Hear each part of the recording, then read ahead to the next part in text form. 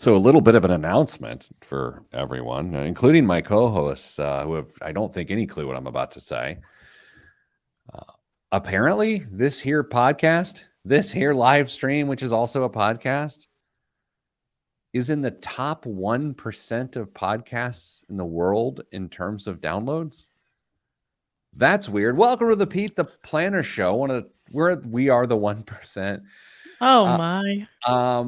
Hey, Brian Pinkins makes it in on time today. Look at that. He's usually a couple minutes. He's working. He's doing his things. Hello, Danza. Hello, Andy. Yeah, top 1%. Dame, how does that strike you? I mean, it's just because we've been around for so long and we've had so many shows, right? I mean, it's just an aggregation of everything. Now, I have a theory here. Hello, Jason. Good to be with you this morning. Here's my theory. When we first came out with a show years and years ago, and by we, it was just me. Show was okay. It's fine, right? Our show is fine. Like, I like it. Works for me. Who cares? But what has happened, Kristen, is that there have been thousands and thousands and thousands of terrible podcasts that have come out. So many terrible podcasts that we have failed up to the top 1% of downloaded podcasts in the world. So we're thanking other people for their failure. We're not celebrating our success. So here, Dame, I want to say this out there to everyone right now. If you are thinking about starting a podcast, go ahead. Please do. Because it's going to suck. And our ratings are going to go up in terms of the scale. So right now, if you got an idea, typically, Dame, the formula for a lot of podcasts, two white guys talking about stuff no one cares about, right? Go do that. And we'll keep climbing the charts. We're going to be in the top 0.1% soon. And by the way, Jason missed the beginning. For those that had just missed at the beginning, we are in the top 1% of all of the podcasts in the world in terms of downloads. Did you get 1%? Did you get like a little email or a little plaque? You really? I did get an email, but it's a long story that's not worth going into. But I believe it because I started thinking through it and I was like, yeah, that actually makes a lot of sense. I mean, if you think about it, I think I have been part of 5 or 6 podcasts myself. And the other ones that I haven't been a part of or haven't hosted, they probably suck too, Would you have given up on the podcast if Kristen and I hadn't have joined you at some point? It was just you doing it solo at this point. Well, so I don't think a lot about this. Okay. Sorry, everybody. But I would say this. I enjoy 10 a.m. on Fridays every week. I look forward to it. It's my chance to talk to both of you in just sort of a relaxed, fun way.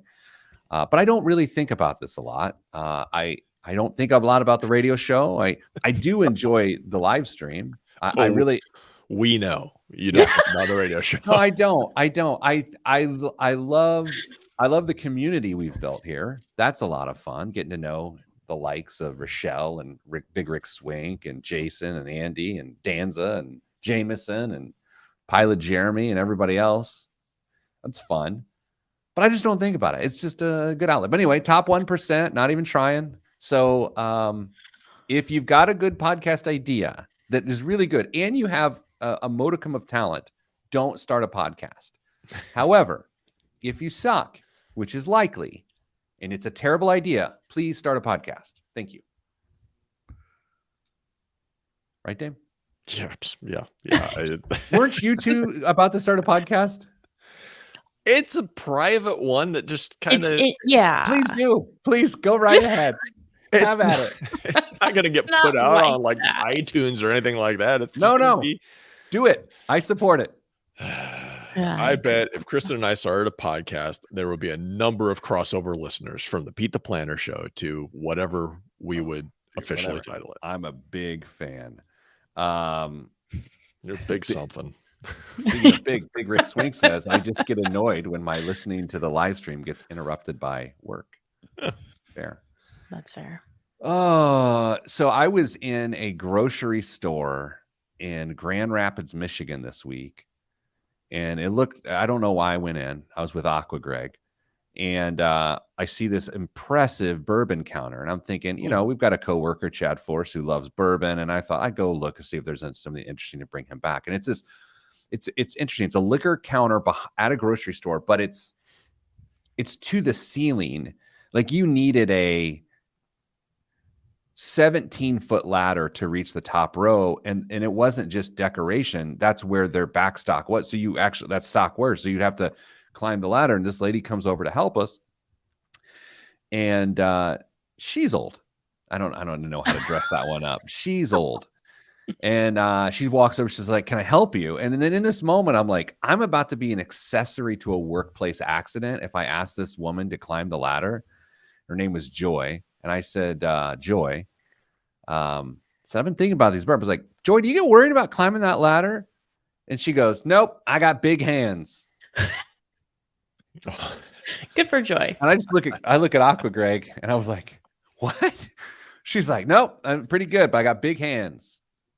It's like, Joy, I'm not sure you know how ladders work. Like, yeah, like big hands ain't gonna do it, pal. So anyway, we left. We didn't kill Joy, and Chad didn't get any whiskey. Well, that's not how I expected that story to turn out. No, we didn't kill anybody. I will note this, though. We were driving from Grand Rapids to Troy, Michigan, just straight across the state. You go through Lansing and Flint, and we see this billboard on the side of the road offering 5.25% on a checking account. What? Yes. Yeah. Sounds like a scam. I almost wrecked the rental car. I was like, Honestly. what? Because I don't care. I'm not going to do it, but I know you guys love that stuff. So I was going to come back. I couldn't get the name of it. There had to be all sorts of caveats to that. Oh, there had to be asterisks. Let's see, 5.25 checking. We go Michigan. All right, what do we got here? Oh, Genesis or Genesis Credit Union, Genius High Yield Checking Account with debit rewards, 5.25%. Okay, let's look for all of the. Where's all the small print? $15,000 minimum balance. Oh, here it is. Here it goes. No yearly fees, no minimum balance, and you get debit rewards. What? Where's the asterisk? Oh, okay. Hold on. Here we go.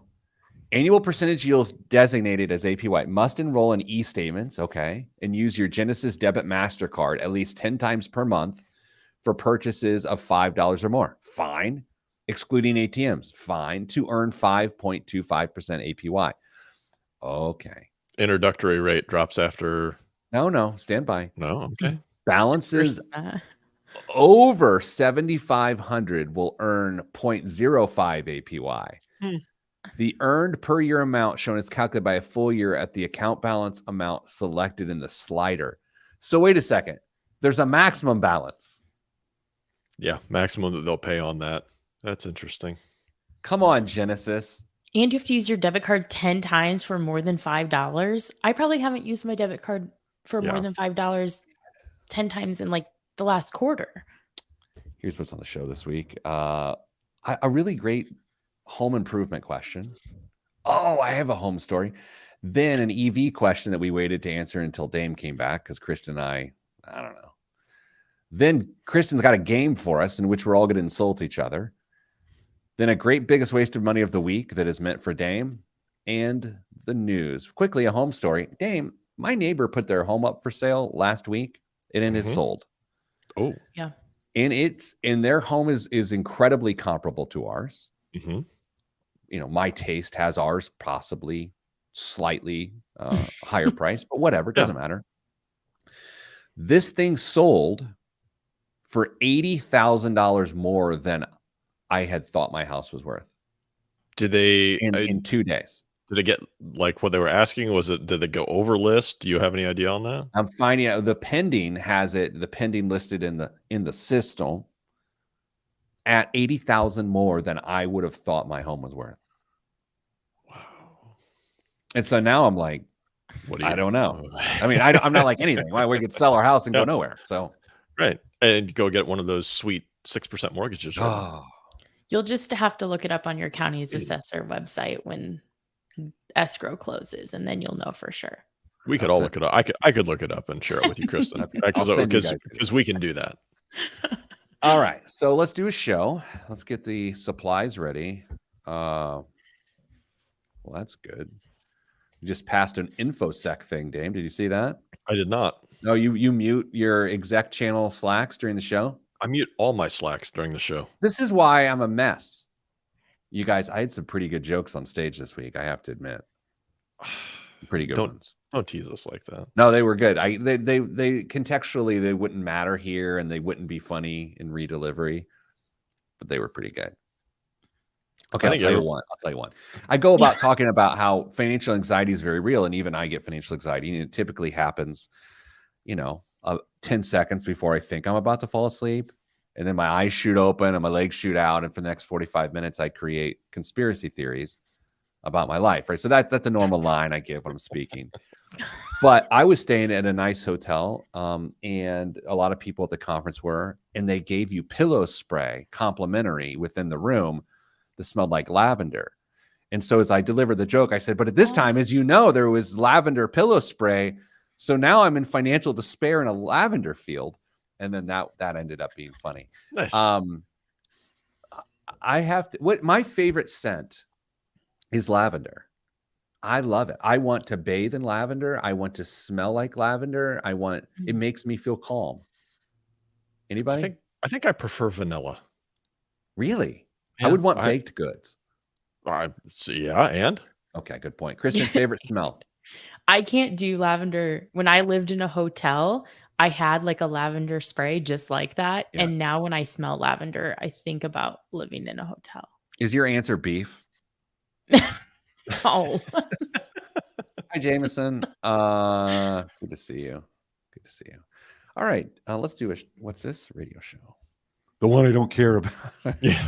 The one I never think about. Oh, top 1% didn't even try. Great.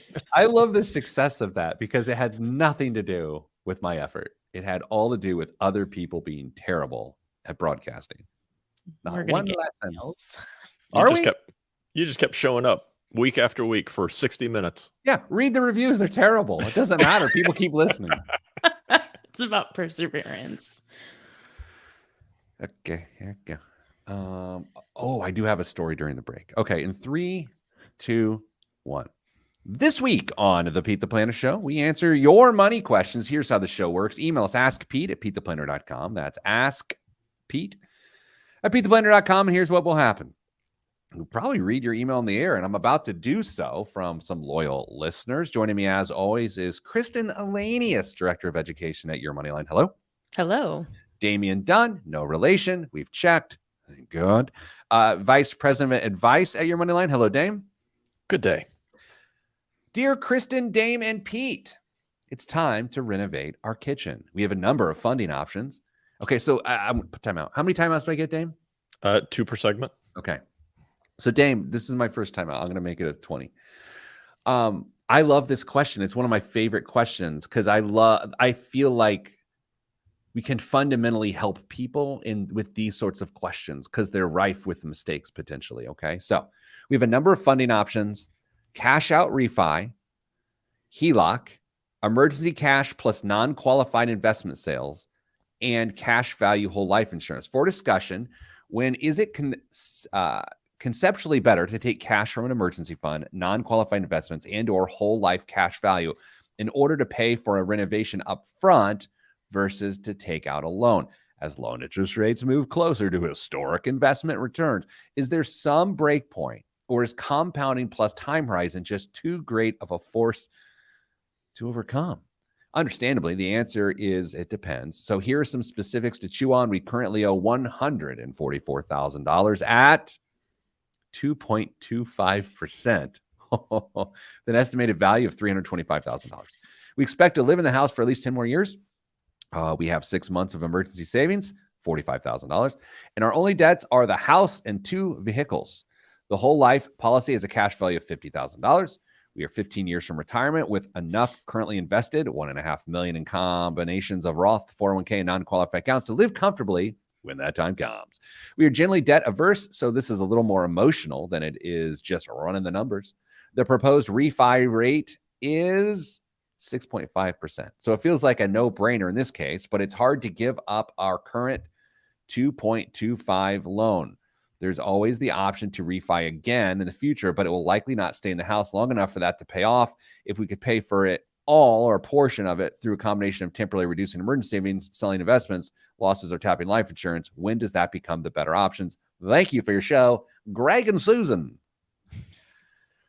I love this question so much. I have very strong opinions on this. Do either of you have strong opinions? I'm I see the 6.5% proposed refi rate and know what they're currently paying, and then I see the phrase "no brainer" thrown in there, and I'm wondering if I'm missing something. I think they meant it wrong. I think they're saying the 6.5% rate is a no-brainer to not do it. Okay. Kristen, did you take it that way, or did you say that the no-brainer was to refi at 6.5%? But then they said it's hard to give up our 2.25% loan. Yeah. I know. So I'm so glad we're here together. They can't move ever. Like they just have to keep the 2.25 forever. That's the answer. Okay, so let's cover the non-starters here. Like, let's just cover the things that we just can't do. Number one, with 15 years left in their career, I think doing a cash value withdrawal from their life insurance is a bad idea. I think as you move on from your work career and you need life insurance coverage, permanent coverage, diddling with your coverage that close to retirement with very little time to pay it back, in my opinion, doesn't make a lot of sense. Dame, strong opinions there? Not as probably quite as strong as you, but you make a very compelling point that would not probably be in the top couple choices for them to try and find some cash. Kristen? I didn't feel strongly about it, but hearing your argument, I'm like, yeah, I agree with that. I think people get really willy-nilly about their life insurance cash value in situations like this, and they don't realize that, yes, it's nice, the tax ramifications and the ability to borrow, and those are all neat. But when it really comes down to it, when you're in retirement and there's a death, you need the reliability of life insurance to be there. And if you messed with it for some subpar reason, I don't like it.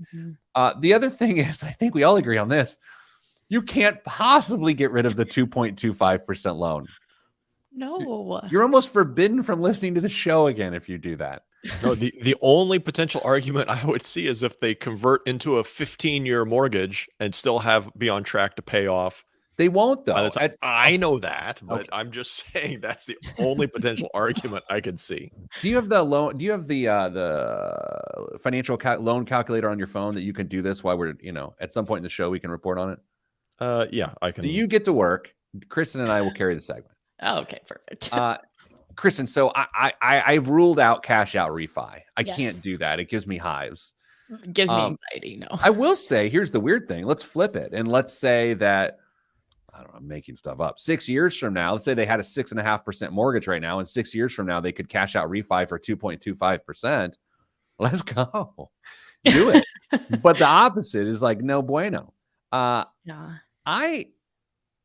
I'm not opposed to a HELOC here. I don't love a home being a piggy bank, but if it's the piggy bank to improve the value of the home, which Kitchen is up there in terms of the value it delivers, I'm okay with that. Are you opposed to a HELOC, Kristen? I am not opposed to the HELOC. In fact, the HELOC is actually maybe my front runner because they have a good foundation otherwise. Clearly, they're saving for retirement. They have their emergency savings in order.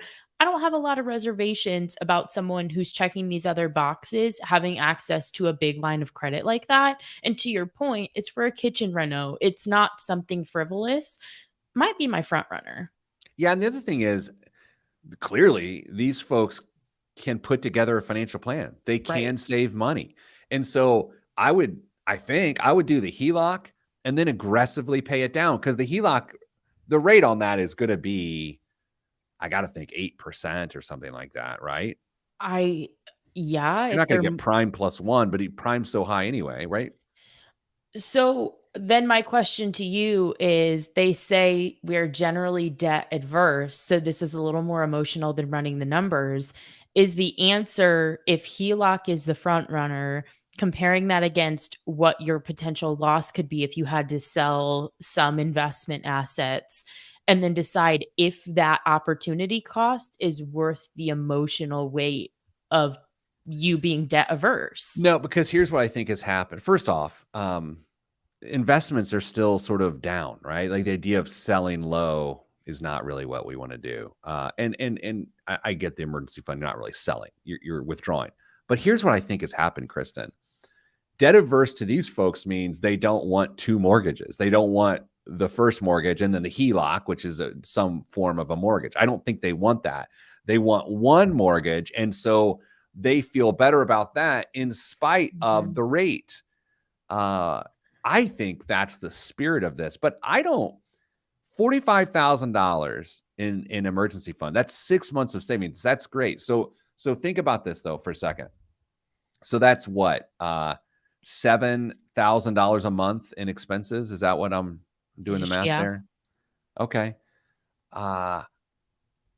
I wouldn't go down on that, because that's just going to need to climb in the next 15 years. Someone at this income level like to have around $100,000 in cash come retirement.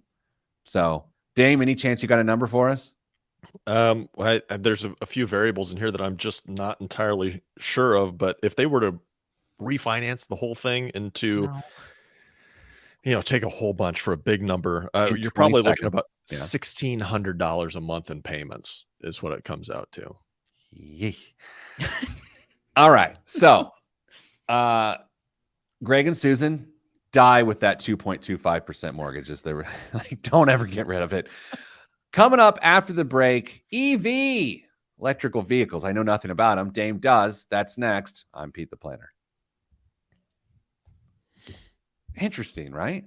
Yeah, I was trying to figure out. I was going to try and back into how much I think they financed when they got their 2.25%. Try and figure out roughly how much they're making in payments right now. It's got to be $1,000, close to $1,000 more a month if they're going to refinance at this point. $800 to $1,000. All right, so I want to talk about something that I have strong opinions but no expertise in, other than the fact that I've eaten a lot of pizza. We were in Detroit. In some circles, you have to consider Detroit the pizza capital of the world, and which is so controversial because New York and Chicago, and then you've got Naples and over in Italy. So you got these people like Little Caesars, Domino's, Hungry Howie's, to say the least. Those are three pizza places which were born, to my understanding, in the Detroit area, but Detroit has its own distinctive style of pizza, and it is called, oddly enough, Kristen, Detroit-style pizza. Really? Have you ever had Detroit-style pizza? I've had a Detroit melt from Pizza Hut, but I'm guessing that's not the same. Could be inspired. Dame? I've had Domino's pizza. That's probably as close as I get to Detroit-style pizza because I have no idea what you're talking about. Okay. Detroit-style pizza is it is delicious. It is delicious. It is cooked in like what looks like a steel-edged cake pan. So it's a little thicker, not as thick as Chicago. Pepperoni, cheese, and then dollops of sauce in piles. And it is a square and or rectangle. And you eat them in squares and or rectangles. I think I actually have seen this. We went to, of course, you know how this goes. Everyone claims they invented we invented the cheesesteak. We invented the Cobb salad. We invented radio. And it's like, no, and everyone, come on, everyone calm down. But this place called Buddy's Rendezvous, Buddy's apparently invented right after World War II, the Detroit-style pizza in downtown Detroit. Allegedly. Well, allegedly. I watched a 6-minute video on YouTube, my hotel room, smelling of lavender. So I know this.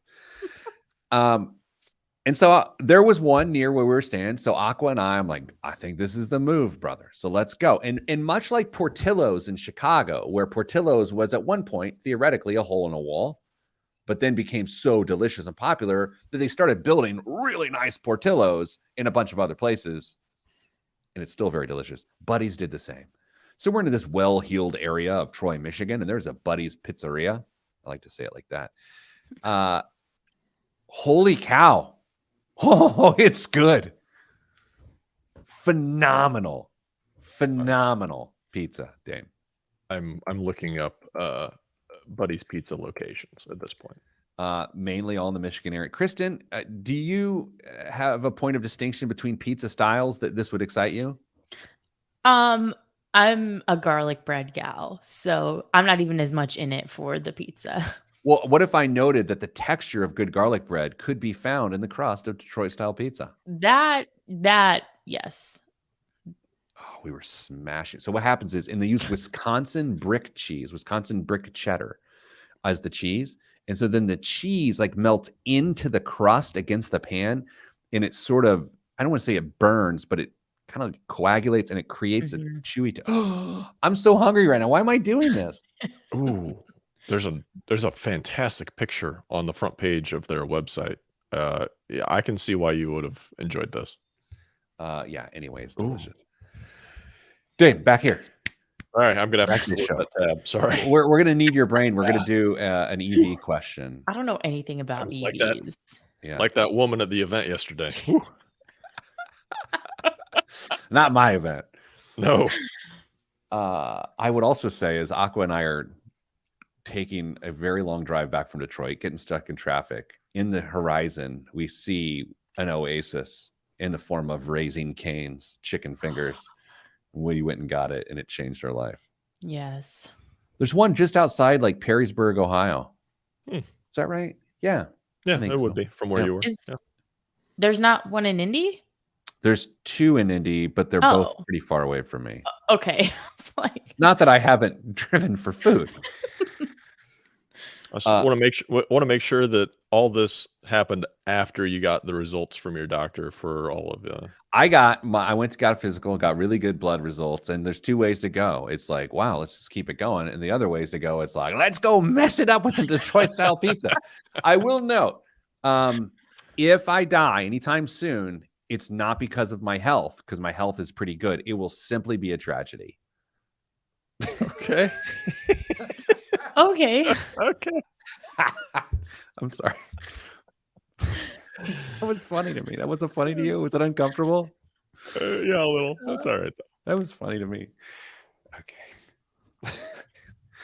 This is where I'm like, if Mrs. Planner's listening. Uh-oh. Danza says, I have mixed feelings about Raising Cane. The sauce is magic, but the chicken and fries are blend.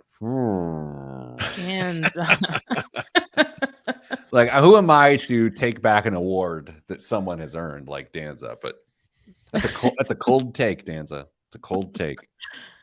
All right. We love you, Danza. All right, let's start a show. In 3, 2, 1.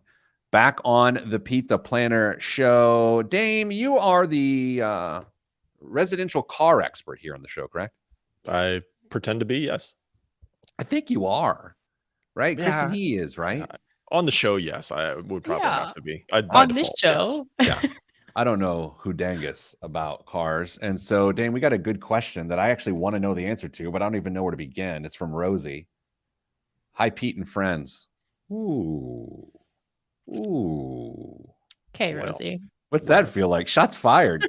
Well, It's fine. I'm sort of in the market for a new vehicle, although technically I could continue to drive my 2015 Subaru Forester with 140,000 miles for another few years.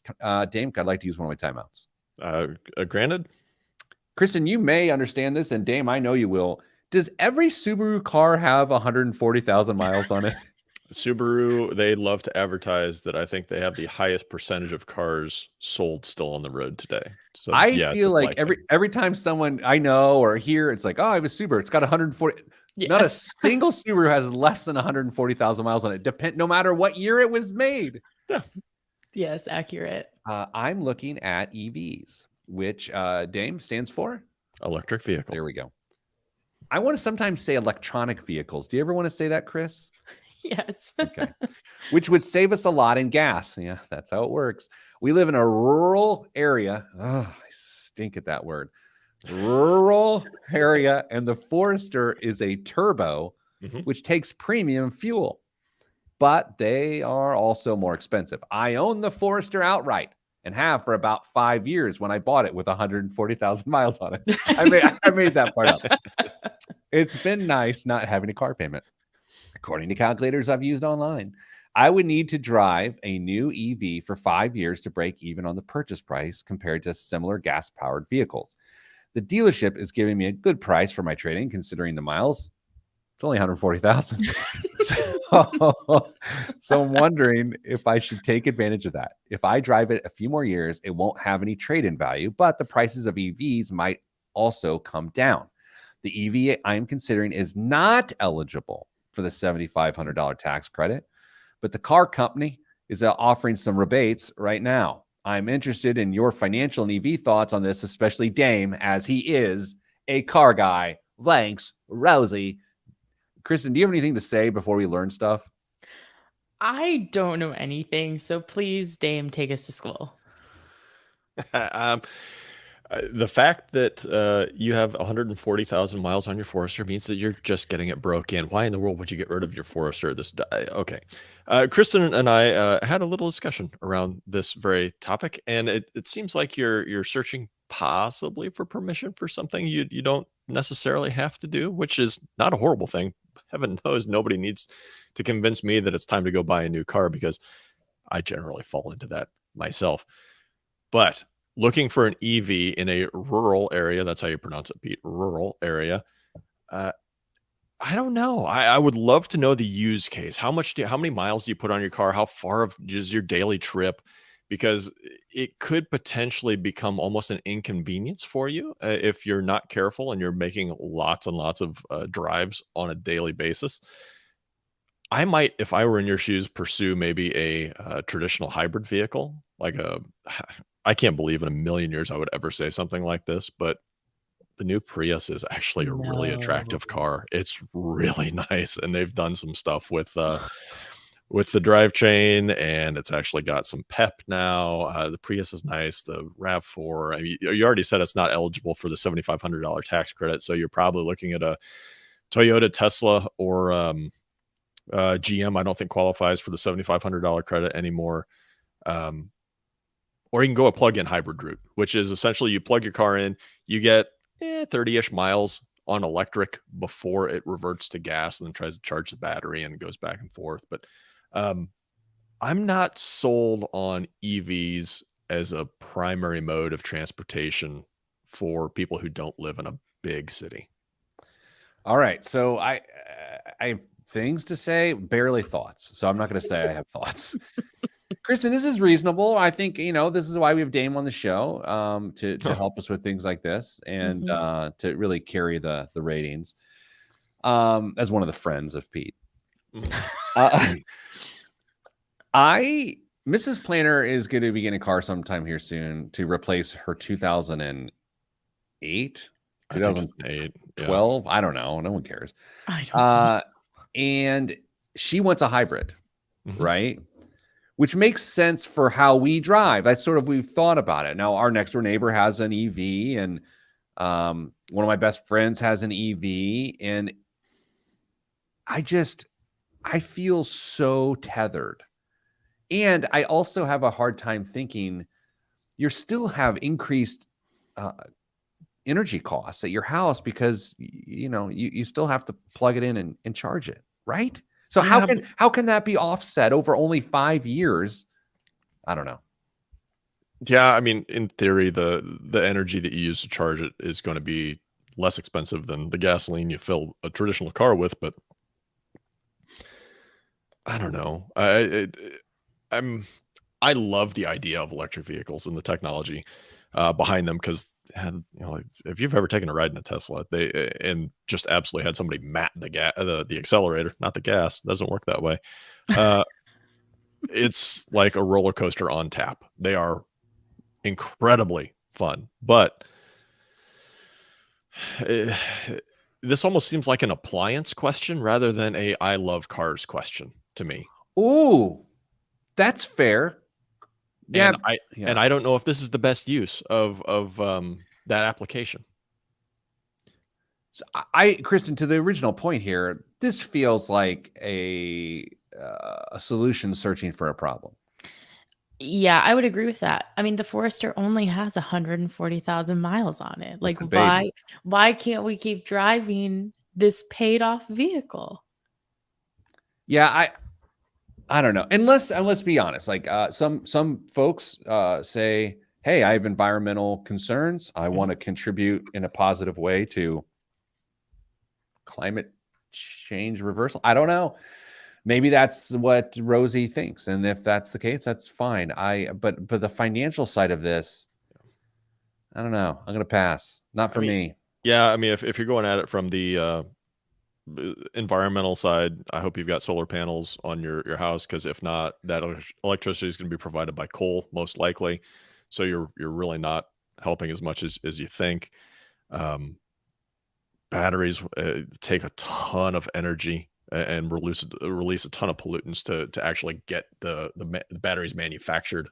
So it's not quite as clean as most people might want you to believe. What I would suggest, if you're in this market genuinely, Rosie, hold on to the Forester. Make the payment to yourself over the next couple of years. Your electric vehicles are not going to come down in price nearly as fast as that Forester is going to continue to depreciate. But just make the payment to yourself for a while and make a better decision, or at least a more prepared decision, I would say, in a couple of years after you've got some cash in hand, and you can see if maybe a hybrid or an EV might better suit your particular situation. What a great recommendation. You should be on a podcast. A top 1% podcast. Radio listeners, you haven't heard, we were talking about it between the break. The Pete the Planner podcast is top 1% of podcasts in the world in terms of downloads. So if you want to hear some mediocre radio turned into a podcast, go find it wherever you get your podcast. Kristen, coming up after the break, a topic I think you came up with. Yes. What is an expense that a lot of people accept and indulge in on a regular basis that we individually just don't get? You just don't get the appeal. You don't get why you would spend money on that. We're all going to make our selections, and Kristen's going to insult all of us. That's coming up next, right here on one of the top 1% podcasts in the world, the Pete the Planner Radio Show. All right. Good job, Dame. Pete almost understood what you were trying to get at, Kristen, for the next segment. Oh, wait, did I miss it? No. You did. I thought it was, what do we as a society, like in aggregate, spend more, not individually. Oh, well, is that not the same? No, what I was saying is, like, a bunch of people do something, and then we all go, yeah, but I don't get it. Okay. Well, is that it? Or I don't want to. Yeah, no, it just feels way more personal when we say it the way you said it. Oh, you're being a coward. Make it more personal. That's fine. Take all shots, right. Dame. All I'm right. ready. I'm ready All to right. throw elbows right now. All right. Dame, you know who would take the approach you just took? Someone who not in a top 1% podcast. That's probably right. That's why this exists. This show is in the top 1% because people would typically take your approach, which is a mamby-pamby, sit on the fence stance. Milk toast, tiptoe. Yeah, you're right. That's why. That's Dame. I could never do this on my own. That, and we don't have the password to StreamYard. That's true. Yeah. Yeah. Or know how to edit the show for radio. That Big Rick Swink. According to Google, can you even trust Google anymore? There are 3.02 million podcasts. Dame, do the math for us. That means we are in the top 30,000 podcasts. Yeah, I think that checks. By the way, Jordan, thank you very much. Congrats on the Best Places to Work award, and congrats to your organization for Best Places to Work award. At the big ceremony this week in Indianapolis, Indiana, your money line, of which we are all under the employ, one of the best places to work in Indiana. As I came into the office this morning for the first time in the week, the plaque was sitting on our front desk. It made me feel very good about the business that we've built together. So that was very good. Congrats to all of my coworkers. Congrats to Oz for that's Olivia Zur for those in the biz, leading the charge. We appreciate you. And there you go. Was that my award speech? Yeah, I think so. Yeah. Sometimes you thank the little people, and sometimes you thank the tallest person, which is Oz. Did she have to give any kind of a speech when she accepted, or just go up She just there, had to go up get there a picture taken and move and on? flash her $1 million smile Yes. and get Mhm. pictures taken. If there's anyone you want accepting an award in our organization It's her. with their smile, it's Oz. You get the brightest I- smile on the planet. I think Steven could do a great job too. Yeah, well, whatever. He's no Oz. Okay, so should I set this up the way I just set this up, or Kristen? Yes, do you- that's fine. or should we have Milk Toast Andrew Dunn do it? No. Milk toast. I You want it, said Kristen? no. You set it up really well. Let's just run with it and get Okay, here we personal go. and mean. Oh boy, Fight. this the thing is, this is a better topic for the podcast because the radio audience, they're just going to Home Depot. They just turn on something to not listen to road noise, and now they're going to feel judged. Home Improvement's not going to be one of the unless that's what you're going to choose. No, but I'm just trying to get some mulch and 80 bags of mulch because I don't want bulk mulch, which is cheaper. Just a little. Oh, anyway, here we go. 3, 2, 1. Back on the Pete the Planner show. When we came into the studio this morning, virtually, of course, because we don't like being in the same room together because I smell of lavender and it sickens Kristen. Kristen said, I got a good idea. Let's each choose an expense category that the bulk of society has chosen to adopt as acceptable and fine and a good use of their money. And we independently will give our take here. It's just not something that we get. We're like, I don't get it. I would never spend money on that, or I'd prefer not to spend money on that. Kristen, did I explain the topic that you have intended? Did I explain it well? Yes. Damien, is this going to be too hot for you? You got it? Let's do it. All right, who's going first? I am apparently. Okay, so Kristen is about to flame throw. And by the way, if you're driving around, going to hardware stores today, picking up light bulbs and Spanish moss, I don't know how that came out. I'm sorry. Don't feel judged by this. These are just 3 opinions. Your opinion's different, and it's okay. It's okay. What I recommend is finding yourself a radio platform and giving those opinions on the air. That seemed aggressive. Okay. Shots fired. Kristen, what are people getting wrong? I think that people spend way too much money on their daily driver, as in their car. I don't get it. Okay, daily driver. I thought you were going daily drinker, which was your daily driver.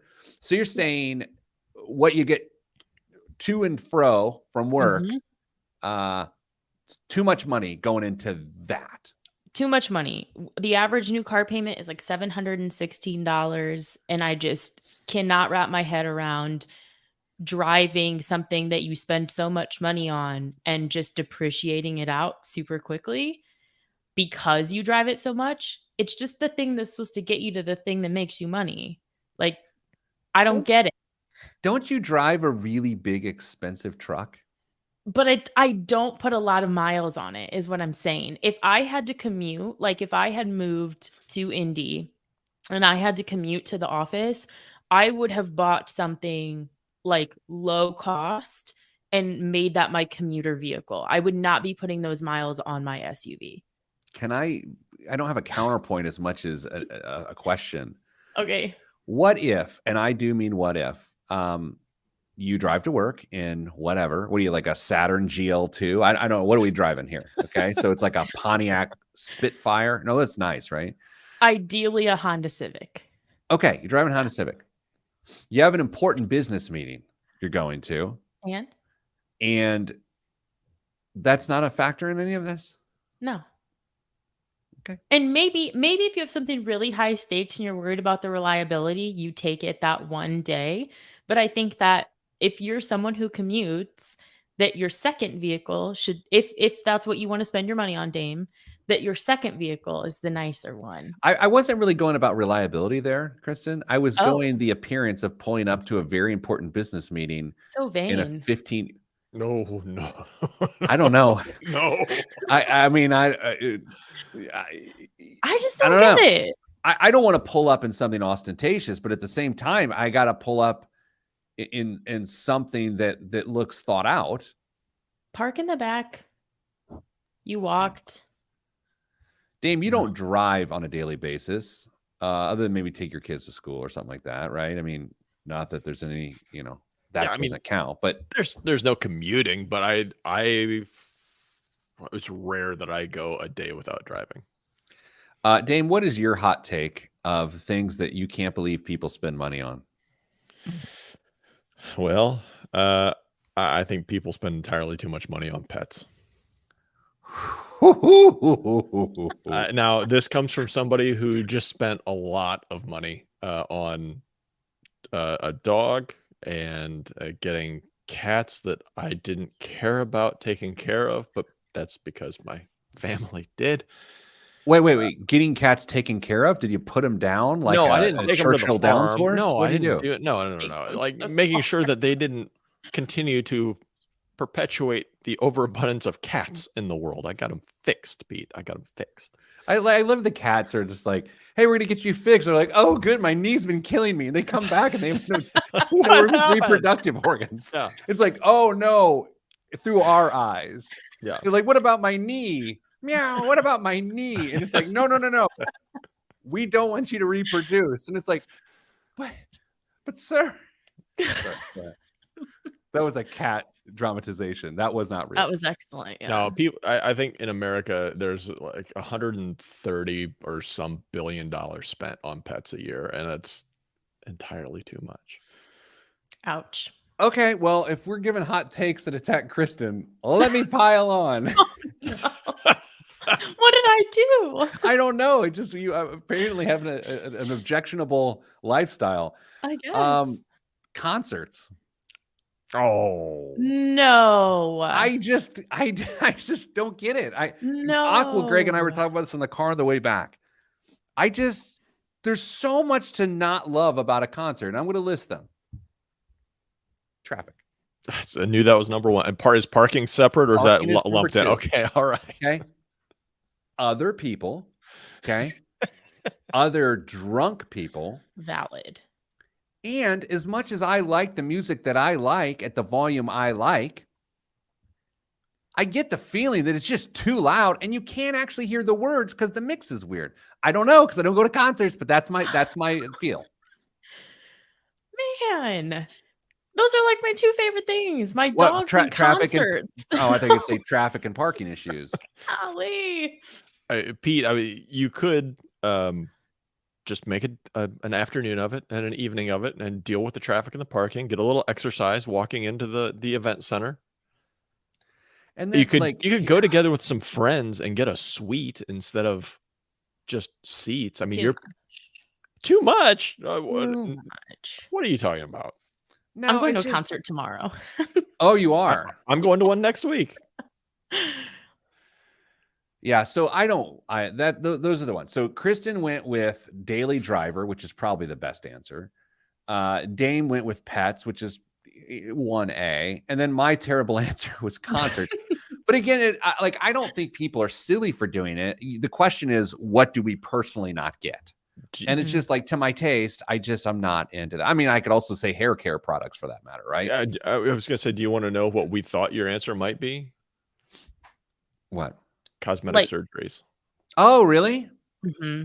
Or like not even surgery, but like hair stuff, like filler and Botox. I don't know the procedure, I suppose. Yeah. Procedure is a better word. That's what you guys arrived at. What you thought I would say was That's what I thought. one. You are in Carmel. That's true. There's a lot of that. That's interesting. Like, I personally wouldn't do it, but I guess that's the same thing with concerts. I don't know. It's a really great question. I feel attacked. I regret suggesting this segment. Do you feel like we secretly have vehemence towards you based on the 2 things you just heard, like a pet owning concert goer? I don't know how to answer that question. Hopefully not. But based on what your own sister said in the live chat just now, not only did we fire shots at you, you fired shots at yourself because you have the nicest of us. It's not a daily driver. That's the whole point. That's only because It's the car you take to the concert. Yeah, It's only because you don't have to drive. yeah. It's not a daily driver because you work remotely. I would buy a daily driver if I had to. You can't claim your golf cart as a daily driver. Wait a second. So you don't have a daily driver Right. because you don't have to drive anywhere. Right. But if I did, it would be like a Honda Civic or a Ford Ranger. So wait a second. How many days a week do you get in your car and drive somewhere? I think I got in my car once this week. Okay. But isn't daily driver in the eye of the beholder as to what it means? My eye, apparently. Yeah. Your eye with pet dander and really loud concert sounds. Yes. Coming up after the break, speaking of biggest waste of money, a biggest waste of money of the week aimed right at Damien's forehead. That's next, along with the news right here on the top 1% of podcasts in the world, the Pete the Planner Show. I'm Pete the Planner. We're top 30,000, y'all. Whoop, whoop. Kristen, I'm sorry you felt attacked. It's fine. We'll decide how you guys, what else am I going to spend my money on? But Damien, you spend a ton on pet. I mean, how can that be yours when you guys spend so much on pets? I don't like it. I wouldn't have spent a penny. I wouldn't have spent a penny on any of those cats. Well, you know, It was the right thing to do. Probably a total of 25 to 50 cents on those cats, but It was the right thing to Game. do. no, I Game. wouldn't have done that. He's kidding. I'm kidding. That was funny. It was Okay. the right thing to do. Greg and I we rode in the car together for like 12 hours this week, so we covered every topic. Mhm. And I decided that never mind. This is a bad idea. Abort. I am not going down that path. Here we go. Todd asks, did we ever get a response from Dylan for the income guessing games from a few weeks ago? We did. Thanks, Oh, Todd. that's right. We did. Have we disclosed that on the air yet or not? Mm-mm. Okay, well, let's do that right. Well, do the radio people care? I mean, they're just going to get the geraniums. They probably don't care. Okay, so can you guys actually have memories? Can either of you set up what we're dealing with here? Dylan gave us a bunch of details about his financial life. Right. The three of us made wild assertions about what we believed. Well, two of you made wild assertions. One made a really good guess. I've got it. Okay, well, he was thinking about purchasing some home gym equipment for a nice chunk of money, around $4,000. Mhm. But instead of spending it all at once, he could put it on a payment plan and get it paid off over a year, 0 interest payment plan, I believe, for $333 a month for the year, or for whatever that ends up being. And then he gave us some details. They were doing really, really well, absolutely crushing all sorts of different areas in their financial life. And we decided we were going to take a stab at guessing his income. Now, I would like to note, I have a lot of confidence in this area. I am a carny in my own mind, with a carnival worker, with all due respect, carnival American, who thinks they're really good at guessing this. So I was very cocky, Mhm. and I guessed, I believe, 175,000 American dollars. Yeah. Dame guessed, 250, if I remember correctly. and Kristen, I think you were 285. 285. And what we asked Dylan to email back in, what do you really make as a household? And what did young Dylan say? I don't want to say. No, let's hear it.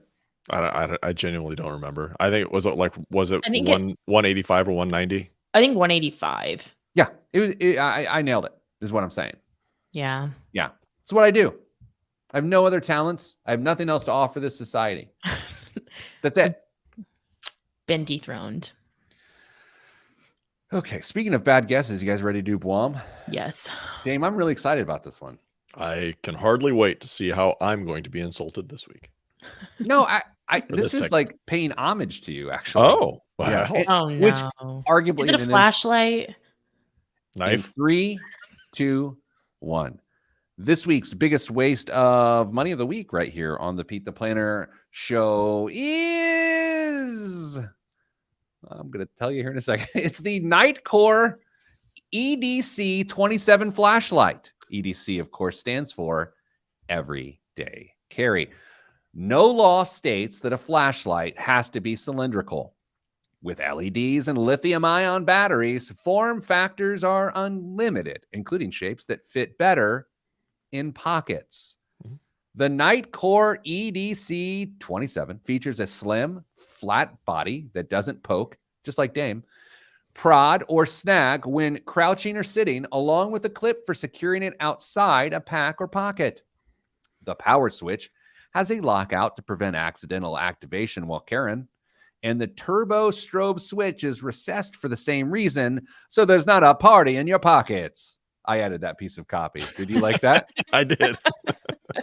And OLED displays voltage, remaining charge, and the output level of the 3,000 lumens beam with a throw of over 720 feet. All right, kids. First off, Rick Swink in the comments notes, because we do a live stream. You can always join us 10 a.m. on Fridays on Facebook, YouTube, and Twitter Live. He dislikes flat lights. I have no take on flat lights. Very on brand. You don't? We're letting Kristen guess first because she's always. the world's worst guesser. Kristen, for a flat flashlight that has all of these amazing features, what do you think it costs? $57. Oddly specific. You think it was produced by Heinz? That's a really weird guess. That's a joke for some there. Dame, you are the pocket illumination expert on the show. All things EV. What do you think? And so that would be electric vestments. I may or may not have watched a review of this flashlight on YouTube not that long No. ago.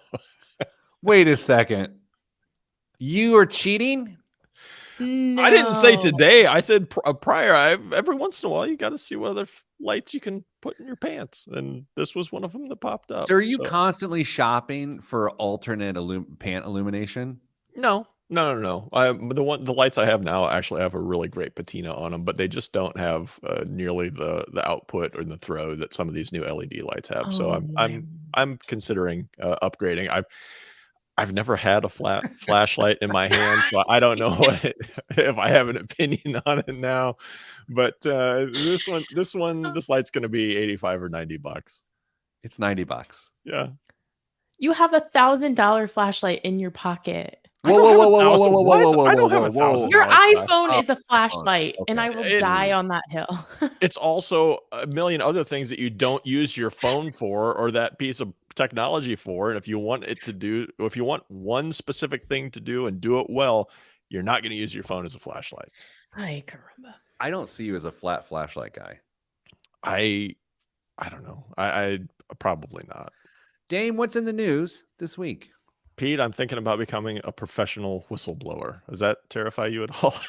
Yes, it does. As your employer, I'm very uncomfortable right now. The Securities and Exchange Commission said it paid a whistleblower a record $279 million, more than double the previous largest payout of $114 million in 2020. The SEC didn't give many details, but did say that the whistleblower's, quote, multiple interviews and written submissions were vital. Whistleblower awards can amount to 10 to 30% of the money collected by the SEC when it imposes sanctions of over $1 million.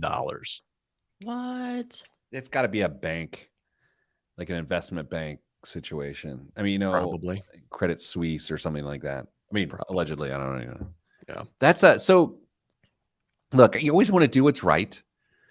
The dangling of incentive to do what's right in a financial sense, should that incent you, Dame? I mean, or is what's right is right, and what's really right is worth $279 million. I mean, you're clearly going to have to go find a new job, so you're going to have to get a little something for the effort. If I can take a line from Caddyshack, but yeah, I don't know. Have you ever seen Caddyshack? No. Oh, okay. Wasted. Is it really reference. old? Oh my God. I'm just asking. Oh, I just got a text from my daughter that says, "Hey, Dad, have you done the things yet that I requested last night when I texted you when you were asleep?" She my accountability partner now? Snap, snap. She is on the way. Oh, we're in the news segment on the radio. She is on the way to Kings Island on a violin trip or orchestra, is that they call it? She's My on the way- daughter is on her way. Actually, she's there now to Cedar Point for a choir trip. So when you have an instrument that is stringed with horsehair, you go further south and you go to Kings Island. Everybody knows that. They're headed in the direction of Kentucky. That just makes sense. What else is in the news? If you Other bought a than Pel- our daughter's musical abilities. if you bought a Peloton bike in the U.S. between January of 2018 and May 2023, you should stop using it and contact Peloton for a free repair. The company said yesterday, Peloton found out that the bike's seat post can break while you're riding, which can lead to the worst imaginable stationary bike injury possible. What has two thumbs and ordered their replacement seat post this morning? This guy. What? Yeah, I did it this morning. I mean, I didn't get the gruesome injury. I ordered the replacement seat post this morning. But, I did read this yesterday because it came through. They're recalling 2 million bikes. There were 34 incidents in which the seat post snapped or whatever. And the severe injuries included, one of the most severe injuries, a broken wrist. And it's like, I hope your wrist is better. And I don't want people breaking their wrists. And there could be much worse than that. But it's wild to think 34 incidents, 2 million bikes recalled. That's a big loss. And not that this person's wrist is not important. That's not the injury I had envisioned when I thought about seat post breaking. Yeah, so you just like tumble over and you go, oh no! You're clipped in, so That's what I'm saying.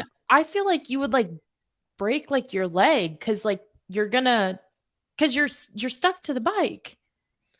Well, just like you taking your cat to the vet, Oh boy. Peloton fixed this. Right, Dane? Was that a callback? Did that work? Yeah, that's great. Yeah. He's still salty. It's fine. The conference board released new data showing that 62.3% of U.S. workers are satisfied with their job, the highest share since the Business Research Organization started the survey in 1987. What's behind the newfound satisfaction? It's not kombucha on tap or yoga wellness retreats or because next Friday is Hawaiian Shirt Day. No, instead it's resurgent employee happiness, mainly attributed to hybrid work arrangements, job flexibility, and the tight labor market that's allowed people to leave jobs they hate for jobs they like or at least hate less. But even worker satisfaction has a gender gap. Women are less satisfied overall than men in 26 categories surveyed, including leave policies, promotions, and culture. The biggest gap was in job security. 68.7% of men felt satisfied with job security compared to 61.8% of women. That tracks. I mean, to be fair, there's a couple issues there that are systemic. The fact that women are paid 78 cents on the dollar. I mean, there's going to be some more dissatisfaction there, I don't believe the overall number. I don't feel like 60% of the people that I know are satisfied at work. 62. Wait, you think it's less than that, Kristen? Yes, I do. Why? First of all, wasn't it a year ago where no one liked their job? Yeah. And everyone's leaving? It's like, so we're at 62% now. We're at 0 and now we're at 62. Yeah, that was the big surprise to me was that if all of a sudden it seems like everything is swung. We went from the Great Resignation to, hey, this is great. Well, even on our show, only 33% of people on the show like their job. It's true. So I do think it's probably lower. Who? What? What's wrong? Nothing. All right, that's all we have time for. Great show. Reminding all of those people in the world, we are one of the top 1% of podcasts in the world, which is unbelievable, yet true. If you want to listen to it, go find the Pete the Planner podcast. If you missed any part of the show, send you good vibes because good vibes are all that's in the budget, even for a top 1% show. I'm Pete the Planner. Good day. Kristen, again, we're what, 12, 18 months removed from everyone hating the job. Everyone. Right. 62% seems really overly optimistic. I'm just thinking about the people I know. Like, I don't know about you guys, but like when you have conversations with people, like, what do you do? Like, do you like it? And I just I just feel like 62% high. I would have loved to have seen these results broken down by age, Mm. just to see if do younger folks hate their jobs more because Bingo. yeah, or is it people who are close to retirement, or is there what's the pattern here? What do we see? I think it's a sandwich. I do too. Sandwich. Hungry. Why Yeah. you doing? Quit talking about food. Sorry. Anything else? Anybody got anything interesting they want to say before this 1% taps out? I'm not falling for that. What? Because you ask us and then you say it's not interesting. I'm not falling What? for it. No, go ahead. No, I don't have anything to say, but I'm not falling for it. I'm not going to try and come up with something. Dame, what do you have? I thought you were just going to cut her off in the middle while she was talking, and that was just going to be how the show ended. Oh, that would have been much better. That's a 1% move right there. I even tried to stretch what I was saying out a little bit so you could have cut me off while I was saying it. I feel like I'm going to get us all T-shirts that say "The Pete the Planner Show." We are the 1%. What do you think about One that? percenter. 1%er. Yeah, I'm fine with that. What Yeah. sort of swag do the youngs like these days, Kristen? Do I need to get like a Yeti cup that says "We are the 1%"? Is that something you would like? No, I'm past my Yeti days. My favorite piece of swag that we have is that, like, Hold that. I know it's a Yeti, but that's just because I'm cheap and I'm not going to replace it. Like, I'm going to use it. It's perfectly fine. But that beanie that we got, Oh the yeah, Your that's Money Line good. one, that is my favorite piece of swag that we have right now. I like the black long sleeve T-shirt Mhm. / crew neck sweatshirt. That's true. That t-shirt's that is probably a close second. I feel our rating slipping to 1.5% right now. Okay, yeah, we should go. No one cares about any of this stuff we just talked about for the last 2 minutes. I hope you skipped forward and moved on to Malcolm Gladwell. Stay getting money. Stay getting money.